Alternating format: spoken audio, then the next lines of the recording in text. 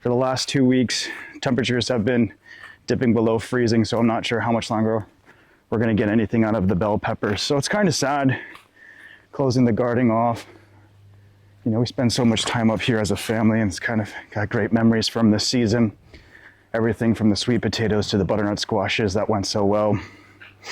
We conquered the voles. But this video has been 2 years in the making. Come on, bud. Let's go inside. Yeah, this video has been 2 years in the making because I'd like to share with you a meal that we cook from scratch, where the main parts of the meal, the vegetable, the starch, and the meat, have either been grown and harvested or raised here at Hill and Creek Homestead. So I'm really excited to get this meal underway. And as always, if you like the content, don't forget to like, comment, and subscribe. All right, let's get cooking. We're gonna get this meal kicked off with our protein, and our protein for tonight is gonna be some rabbit. This is one of our rabbits that I pulled out of the chest freezer. We raise our rabbits right here, all the way from birth to processing weight, and then we just keep them in the freezer. Well, we do roast these whole or grill them whole or fry them whole, but one of the things that we like to do, and it's my favorite way of preparing them, is quartering the rabbit out into sort of like its main pieces. We've got the hind leg right here, which is kind of almost exactly like a chicken thigh, although it's kind of crazy because it has the flavor and texture of like a chicken breast, like white meat. There are the back straps right here, which again are almost exactly like a chicken breast. And then there are the front legs right here. These front quarters kind of eat like a chicken wing, but again, it's like white meat, and there's not a whole lot of meat on there. On the inside, we have tenderloins that are 2 small strips, kind of like a chicken tenderloin. But our favorite part off of this rabbit is this right here, this little like belly meat or flank steak. I'm not even sure what to call it here, but this belly meat right here, you get like a nice little piece. It's the coolest thing. It's got the neatest texture to it because it's got this bouncy, meaty texture to it. And it's almost like chicken bacon. All right, so to get our rabbit quarter starting off, I'm just gonna sort of snap the ball joints out on the back right here. You can sort of see it just opened up perfectly. And it almost shows you where the joint is right there. So I'm gonna take my knife and I'm gonna feel with my hands where that ball socket is and sort of just take my knife, run along that joint right there. Come down, oh, I sliced a little bit into that awesome belly meat, but right here, check it out. This is a big old rabbit hind quarter. Gotta love it. So I'm gonna do the same thing over here. Again, we pushed it down so the ball joint came out. So I'm just gonna take my knife, and this time I'm not gonna slide into the awesome belly meat. There we go. We've got 2 large rabbit hindquarters. Now, the front quarters of the rabbit, if you've ever processed a deer in your garage before, you kind of know what's going to happen here. There's no joint that we have to worry about. There's no like bone connecting this. It's all muscle.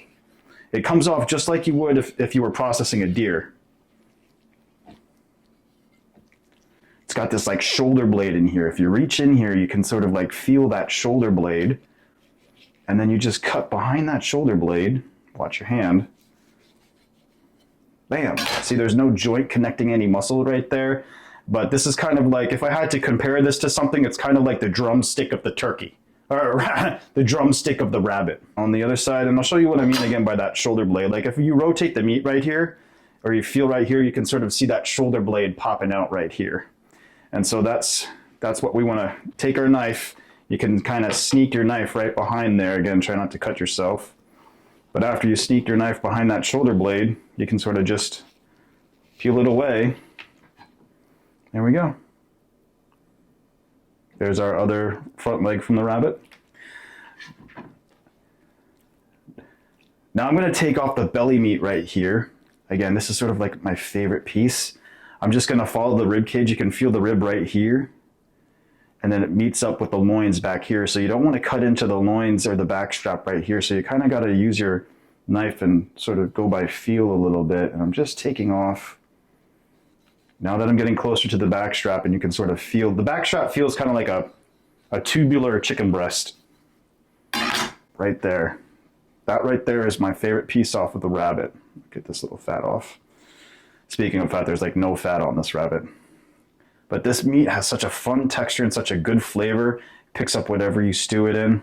Okay, so there's one piece on that side. Here's the second side part of the belly meat. So these really nice pieces of meat right here, these back straps are right on top of the ribs. We got the backbone right here.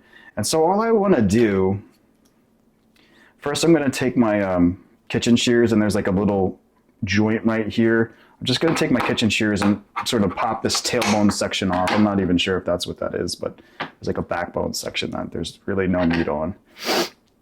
And then I'm going to sort of inspect over here, and I'm just going to start trimming the rib meat section off right up here. And it's going to kind of end up looking like a fish. Careful not to cut into your fingers. All right. So we went up the back of the rabbit right here, and you can sort of feel where the meat sort of starts to really get bony. And right up here, especially by the neck, it really starts to just become hard to sort of process with a fork and a knife. And really, you need to stew this down. But this piece right here, on either side of this backbone, there are really nice pieces of white meat. And then on the inside, I kind of buggered this one up a little bit, this little tenderloin section here. But there's like tenderloin sections. Really nice piece of meat right here. And then over here, for this rib meat, again, it's kind of like a fish. You can see the ribs right here. So it's kind of hard to get the meat off of this ribby section, this bony section. It's not like there's a big brisket that you can have off of a rabbit either. So you can save this for soups, you can save it for stocks, but you just really got to be careful because there's a whole lot of bones in it. Now we're just going to get these prepped to go into our frying pan. I'm just going to salt both sides of the rabbit. And I don't know about you, but I like black pepper, especially fresh cracked black pepper. But the little ones, my two daughters, they're not a big fan of black pepper, and they'll hunt down every little flake of black pepper that I put on this. And they'll be like, "Dad, did you put pepper on this?" And I'll say, "Just a little bit." And so it's kind of difficult to get them into the black pepper scene here right now. Salt both sides. Da, da, da, da. Now our rabbit's ready to go. It's seasoned on both sides, and we're going to get our frying pan nice and hot. The butter police are going to get on me for this one, for putting so much butter on the bottom of the pan, but there's kind of two reasons that I do this. The first reason is, since there's like no fat in the rabbit, I don't feel guilty adding fat here. And the second reason is, since we're growing all the food here, we can afford to spend a little bit of extra money on buying some decently produced butter. I've just got my pan on medium high. I know I'm overcrowding the pan. I know it's overcrowded. It's okay, you can leave it in the comments. He's overcrowding the pan. Listen, you all know what it is. We got dishes to do. We've got kids to take to disc practice or this lesson, and we want as few dirty dishes as possible. After 2 minutes, I'm gonna give these a flip. All right, so it's been 2 minutes. I'm just gonna do a test. I'm gonna turn it over and I'm gonna see what the color looks like. Oh man. Oh, look at that. All right, repeat, 2 minutes. While our rabbit's browning off in the pan, I went down to the pantry. I got our very own canned Roma tomatoes that we put up this summer. This is what we're gonna be sort of stewing our rabbit in. First, we're getting all of this nice, delicious caramelized butter flavor in the frying pan. Then we're gonna deglaze the frying pan with some of our very own. I mean, it smells so good. It smells kind of just like the summertime.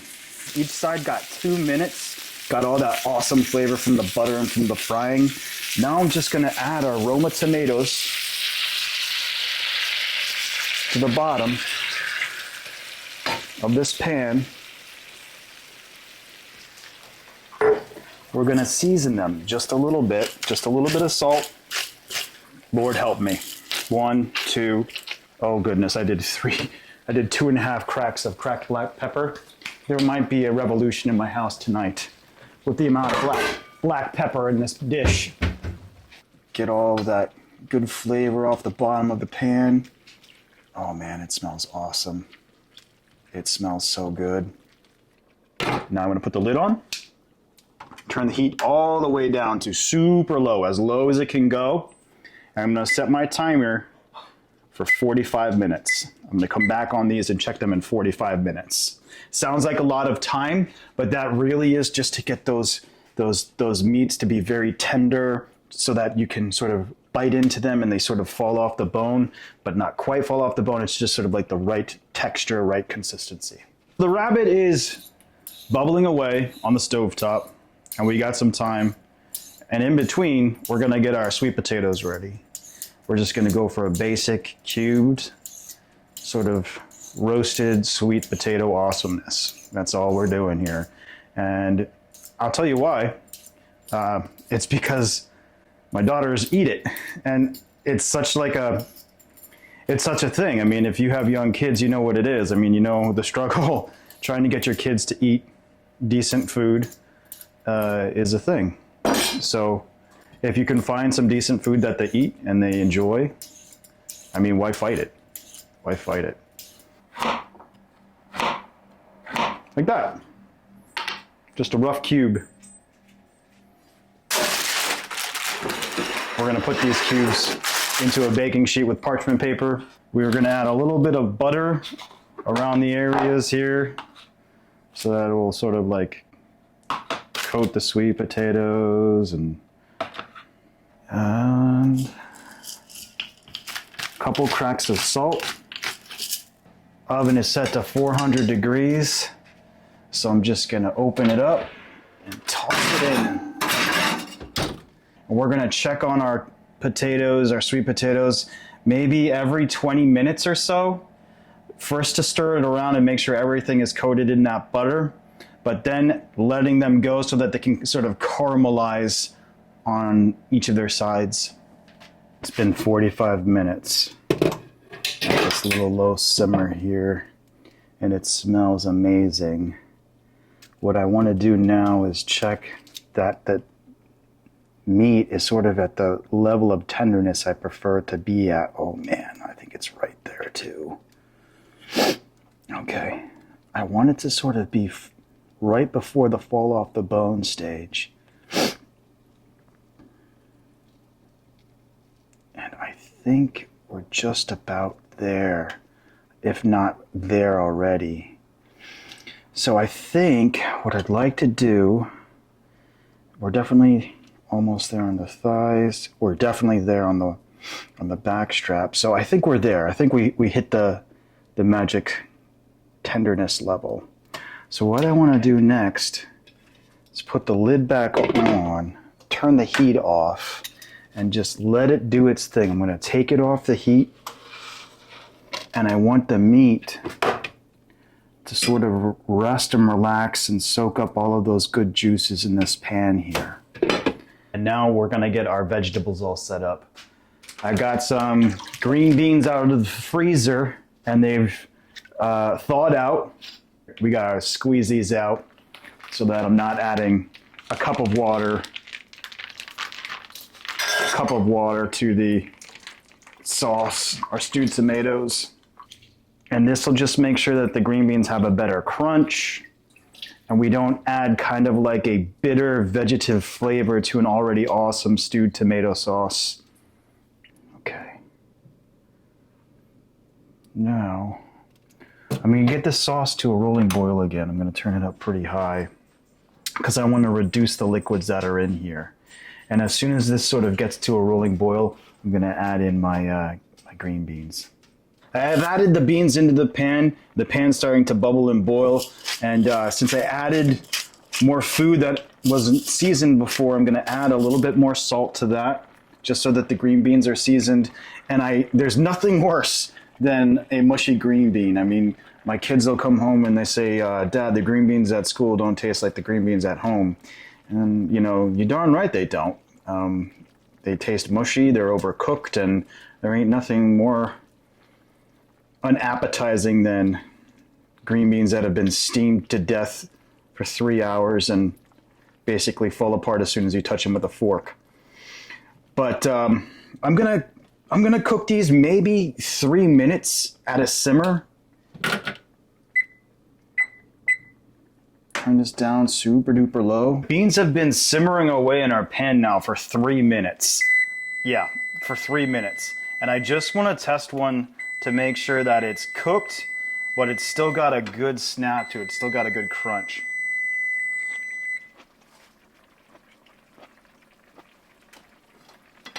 I mean, that's so awesome. Guys, it's so awesome! Man, the brightness and the acidity from the tomatoes, just the right amount of salt on those beans. The butter and the rabbit sort of adds an extra sort of like fatty flavor to it that's just delicious. All right, just like chicken, it can dry out pretty easily. I'm going to put it in the pan here, but I'm not going to have it on heat. It's just kind of in a warm mode or a warming mode so that when we're ready to eat, this meat will be nice and juicy and taste delicious. After the sweet potato cubes have been in there for about 30 minutes, I turn it up to convect bake at 400, and that's just so they get an opportunity to really start to caramelize. They have a surprising amount of moisture inside of them, but man, they're nice. They're getting nice and brown on the bottom now too. Okay. And these are finished cooking. They're very soft, but all I'm gonna do is, you know what to do. I mean, if you want to, you go ahead, but if you don't worry about it. This is just a little bit of a sweet surprise for our sweet potatoes that are already sweet, but should help kick it up a notch or two. Sort of, I'd say right about here. We want it to sort of be like a nice little pile of veg. Yes, sir. Right about there like that. Okay. That doesn't look half bad. And here it is. This is the dish that took 2 years to make. We've got caramelized sweet potatoes. We've got the braised rabbit. We've got the green beans, wax beans, and stewed tomatoes. And there's only one thing left to do but to try it out and see how it tastes. This will be gone in 5 seconds. Now, come on, let's go. 1, 2, 3, 4, 5. Avery, do you like it or no? I like it. It's okay if you don't like it. You like it? Okay. I love it. Like, love it. I will go around the moon for it. It's a nice outer skin, too. Yeah. Everything. It's got everything. You taste the butter. You taste a little bit of salt, but not too much. And then, of course, they're sweet potatoes, so they're really sweet. Your arrow. Mm-hmm. All right, everybody grab a green bean. Okay. Everybody grab a green bean. I will choose you. He's gonna eat it. Do you want one, Avery? This size. Okay. Ready? 1, 2, 3.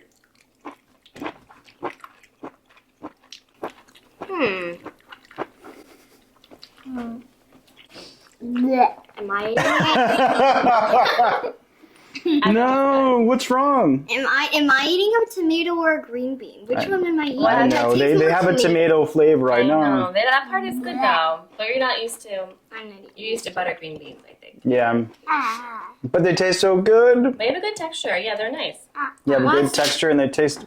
What's the They have a king really of the mountain? good tomato flavor. Yeah. All right, so the stewed tomatoes are definitely not on the girls' menu right now. What is it? Adult approved. Adult approved, really adult approved. All right, here's Here's a a good piece of rabbit. It's very hot. Hold on. Is this a rabbit bone? It looks like it's on. like a leg. Hold on. It smells like chicken. It does smell like chicken, yeah. Here you go, Avery. You can try this piece. I'll try this piece. Ready?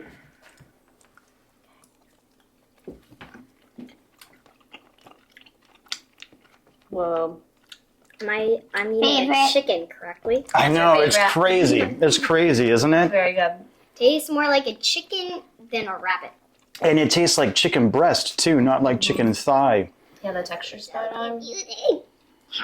Yeah. No like gaminess or any way you would know Yeah. that it wasn't. That was a good And it's also one. the right That's a texture because it great comes one. off the bone, but it's not like super dry. You know what I mean? Like you can pull it right off. You want to try another piece?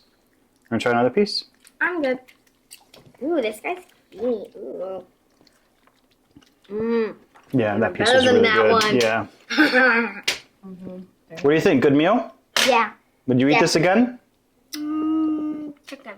The chicken you would? The rabbit you would? The potatoes you would? I don't. See, they didn't even know. They called it chicken. The green beans with the tomatoes, I know. I think it was But it was so good. It tastes so good. And I didn't want to just do butter and salt because we already had butter in the potatoes. Oh yeah. You'll get used to it. The more we eat it, I think you'll get used to it. Yeah. When it comes from a person who's not exactly a tomato fan, it's more of a tomato sauce and like a tomato ketchup kind of fan. So it's different.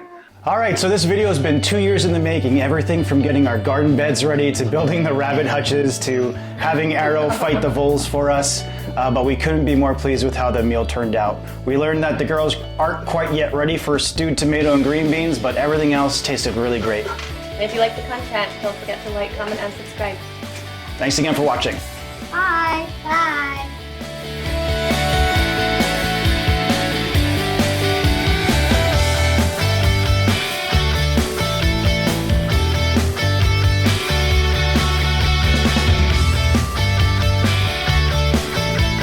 All right, bonus content. Here's that side bonus. I'll try and get a close-up of it. Here. It's kind of like tiny little belly meat. It's got 2 layers on it. And then it's got the coolest texture.